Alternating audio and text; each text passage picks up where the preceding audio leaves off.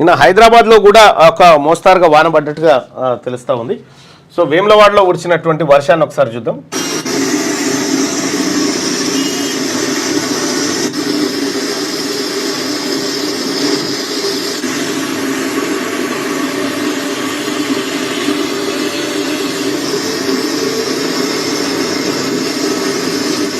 ఇది వేములవాడలో కురిసినటువంటి వర్షం. హైదరాబాద్లో కూడా కొన్ని చోట్ల చిరుజల్లులు పడ్డట్టుగా తెలుస్తూ ఉంది.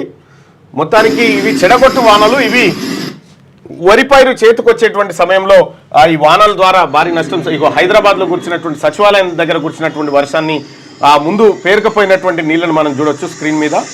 ఈ రకంగా చెడగొట్టు వానలు ఈ కాలంలో పడుతూ ఉంటాయి. ఈ చెడగొట్టు వానల వల్ల వరి పైరుకు సంబంధించినటువంటి గింజలు ఏవైతే ఉంటాయో అవి రాలిపోయేటువంటి ప్రమాదం ఉంటుంది. ఇతర పంటలు కూడా దెబ్బతింటాయి. అలాగే కళ్ళాల్లో ఉన్నటువంటి వడ్లు ఆ తర్వాత మిగతా పంట కూడా నాశనం అయ్యేటువంటి అవకాశం ఉంటుంది. ఇది నిన్న రాత్రి కురిసినటువంటి వర్షానికి సంబంధించినటువంటి విజువల్ చూడొచ్చు మనం.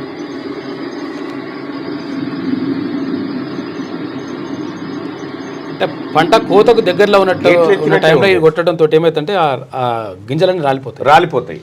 ఇక వరి పంట అంతా నాశనమైందిగా. రాష్ట్రంలో పలు జిల్లాల్లో శుక్రవారం వర్షం దంచి కొట్టింది. ఈదురుగాలతో కూడిన వడగండ్ల వాన పంటలను ఆగం చేసిందంటూ ఒక వార్తను వెలుగు దినపత్రికలో చూస్తున్నాం.